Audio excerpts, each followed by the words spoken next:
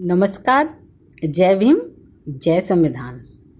आज संविधान नामा का 9वां वीडियो है और इस वीडियो के माध्यम से DO professor doctor Ratanlal sir और उनकी फैमिली को धन्यवाद देने के लिए हम बना रहे हैं। मैडम शालिनी आर्यालाल, आद्या बेटा, ईशान बेटा, आप सभी लोगों को बहुत बहुत धन्यवाद। अपना तन मन धन अपने सोए समाज को देने के लिए, इस छोटे से प्रयास के लिए एक धन्यवाद ज्ञापित करें। आइए संविधान नामा में आगे बढ़ते हैं। धन्यवाद सर, इतनी अच्छी पहल अंबेडकर नामा के लिए। अंबेडकर नामा आप सभी लोग देखें, जिससे बाबा साहब के विशाल शोध और विशाल जीवन संघर्ष को जान सकें, जिसमें सर अपना महत्वपूर्ण समय दे रहे हैं। आइए हम संविधान नामा में अनुच्छेद 14 पर बात करते हैं।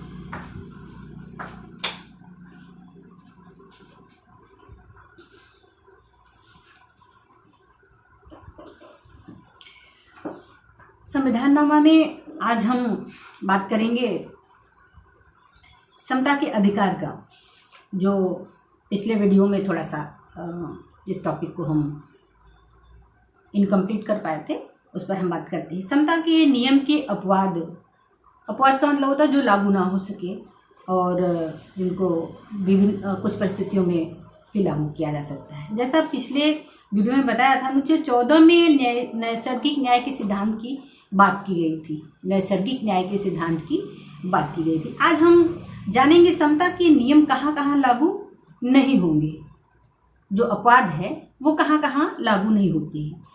ये कुछ विशेष पद होते हैं, विशेष पोस्ट हैं, जहाँ पर समता के अधिकार के नियम को हम फॉलो नहीं कर पाते, लागू नहीं कर पाते।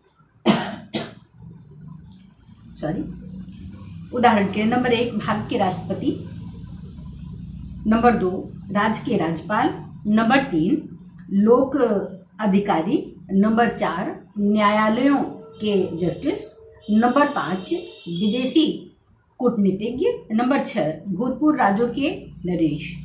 इन सभी को विशेषाधिकार प्राप्त है कि वो न्यायालय के प्रक्रिया से वो विमुक्त होते हैं जब तक कि वो अपने पोस्ट पर रहते हैं।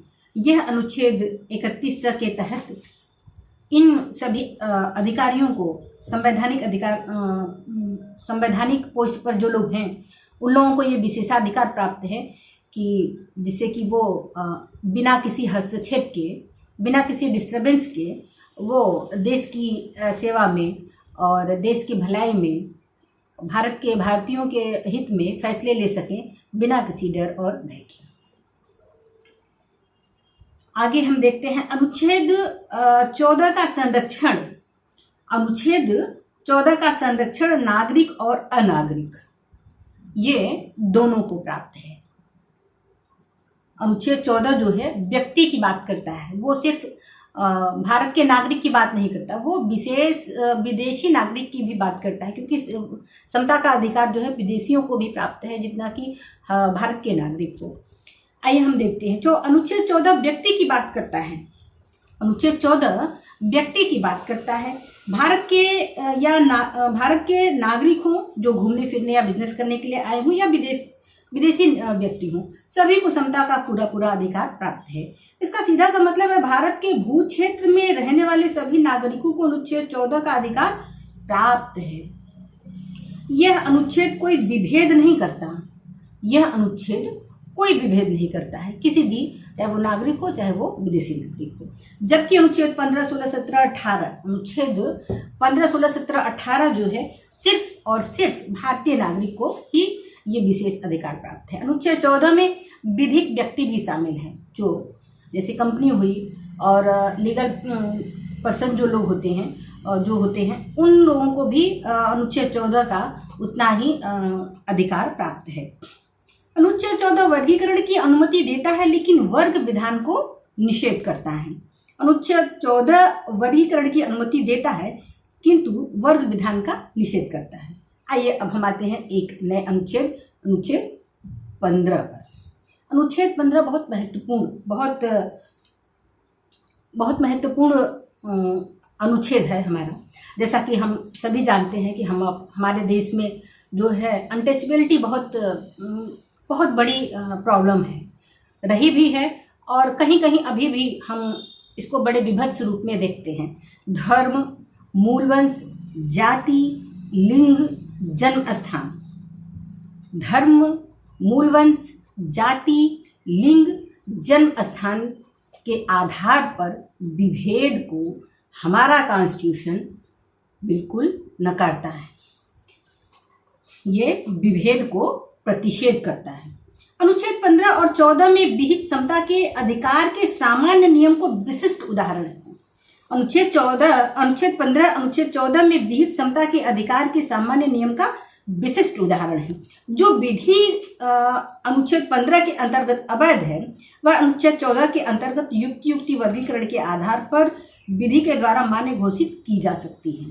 ऐसी विधियों द्वारा किए गए वर्गीकरण को युक्तता पर आधारित अनुच्छेद 14 के अंतर्गत तभी विचार किया जाएगा जब असमानता अनुच्छेद 15 में दिए गए आधारों पर होगा। जब जैसे राज्य सरकार अनुच्छेद 15 पर दिए गए जो आधार है, धर्म, मूलवंश, जाति, लिंग, जन्म स्थान के आधार पर अगर कोई स्पेशल प्रोविजन करती है तो वो अनुच्छेद 14 के अंतर्गत जो है उस पर सूट फाइल नहीं किया जा सकता। अनुच्छेद 15 में दिए गए अधिकार केवल नागरिकों को प्रदान किए गए हैं, न कि विदेशियों को, जैसा मैंने पहले बताया। जबकि अनुच्छेद 14 के अधिकार नागरिकों और अनागरिकों दोनों को प्राप्त है। आइए अनुच्छेद 15 के विस्तार पर चलते हैं। अनुच्छेद 15 हम सभी को जानना चाहिए, ये बहुत महत्वपूर्ण बातें हैं जिसके लिए हमने दर दर की ठोकरें खाई हैं, जिसके लिए हमने बड़े क्रूर व्यवस्थाओं के शिकार हुए हैं। इसीलिए संविधान सभा के माध्यम से डॉक्टर अम्बेडकर कहते हैं, संविधान सभा के माध्यम से डॉक्टर अम्बेडकर ने इन व्यवस्थाओं को भारत के सभी दबे कुचले समाज को, जो अनुसूचित जाति, अनुसूचित जनजाति, पिछड़ा वर्ग, माइनॉरिटी, इन सभी के साथ जो क्रूर व्यवस्थाओं के तहत और खास करके SC ST के साथ जो क्रूर व्यवस्थाओं के तहत हमें दर दर के अनटचेबिलिटी का शिकार होना पड़ा, उन सब एक एक पॉइंट को डॉक्टर अम्बेडकर संविधान सभा के माध्यम से उन सभी कुव्यवस्थाओं पर रोक लगाते हैं। आइए हम जानते हैं। अनुच्छेद 15 का प्रथम खंड राज्य को केवल अनुच्छेद 15 का प्रथम खंड राज्य को केवल धर्म, मूलवंश, जाति, लिंग, जन्म स्थान के आधार पर किसी नागरिक के विरुद्ध असमानता का व्यवहार करने से रोकता है। किसी भी नागरिक के विरुद्ध असमानता का व्यवहार करने से रोकता है। अनुच्छेद 15 का खंड 2 कहता है केवल धर्म, लिंग, जन्म स्थान, मूल वंश के आधार पर कोई नागरिक दुकानों, होटलों, मनोरंजन स्थानों, कुओं, तालाबों, घाटों, सड़कों एवं अन्य सामाजिक जो जनता के उपयोग के लिए समर्पित कर दिए गए हैं, अथवा पूर्ण या आंशिक रूप से विधि द्वारा घोषित कर दिए गए हैं, उनके सार्वजनिक उपयोग के लिए किसी शर्त या प्रतिबंध, उत्तरदायित्व एवं अयोग्यता से प्रभावित नहीं होंगे। इन जो अनुच्छेद 15 है, इसको अयोग्यता मानकर कोई भी विभेद नहीं किया जाएगा। संक्षिप्त में कहें तो अनुच्छेद 15 का पहला खंड आधारों पर विभेद का प्रतिषेध करता है। जैसे हमारे साथ SC ST के साथ अक्सर ये कहीं ना कहीं अभी भी ये हम देखने को मिलता है कि कहीं होटलों में हमारे साथ छुआछूत का व्यवहार होता है, और जो है हम खाने पीने की चीज़ों को जो है की दुकानें नहीं कर सकते हैं। अभी भी राज्य सरकार हमें वो सुरक्षा, वो व्यवस्था, वो संवैधानिक हक प्रोवाइड कराने में अभी तक सफल नहीं हो पाई है। जैसा कि संविधान लागू होने से पहले एक क्रूरतम व्यवस्था थी कि एक विशेष वर्ग को कहीं भी जाने आने की कोई छूट नहीं थी। इसलिए संविधान सभा के माध्यम से डॉक्टर अम्बेडकर सड़क, महाड़ तालाब का आंदोलन डॉक्टर अम्बेडकर ने महाराष्ट्र में किया था, पानी पीने के अधिकार को, घाटों पर नहाने धोने आने जाने के अधिकार को, सड़कों के अधिकार को, मनोरंजन के स्थान पर जाने के अधिकार को, और होटल में जैसा कि बाबा साहब जो है रहने के लिए, होटल में रहने के लिए जो है बड़ी मुसीबतों का सामना किए। तो इन मुसीबतों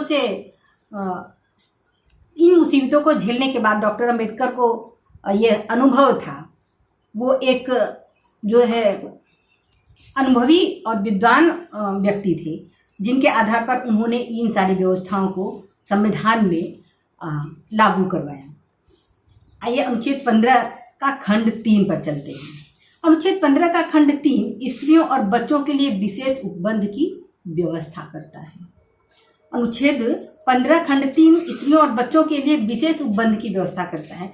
संविधान का अनुच्छेद 15 का खंड 3 हमारी सरकार को स्त्रियों और बच्चों के लिए विशेष प्रावधान बनाने की शक्ति प्रदान करता है कि अगर राज्य सरकार चाहे तो स्त्रियों और महिलाओं की आर्थिक स्थिति, शैक्षिक स्थिति या जो भी उनके लिए वो राज्य सरकार उचित समझे, महिलाओं और बच्चों के हित के लिए वो कानून बना सकती है। ये संविधान हमें अधिकार देता है। जैसा कि हमारे समाज में महिलाओं के लिए जो है उतनी अभी अच्छी स्थिति नहीं है, इसलिए जो है ये स्पेशल प्रावधान अनुच्छेद 15 खंड 3 हमें देता है। आइए अनुच्छेद 15 का खंड 4 पर चलते हैं।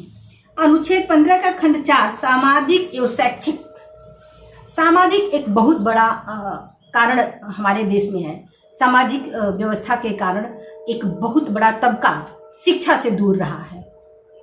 एक बहुत बड़ा तबका जो है शिक्षा से दूर रहा है, इसलिए अनुच्छेद 15 खंड 4 कहता है सामाजिक एवं शैक्षिक रूप से पिछड़े वर्गों, अनुसूचित जातियों, अनुसूचित जनजातियों, इन तीनों वर्गों के लिए एक विशेष प्रावधान राज्य सरकार कर सकेगी। ध्यान रहे अनुच्छेद 15 का खंड 4 राज्य को केवल इन्हीं उपयुक्त आधारों पर कोई प्रावधान बनाने का दायित्व आरोपित करता है। अनुच्छेद 15 राज्य की विवेकी शक्ति है। ये राज्य की विवेकी शक्ति है।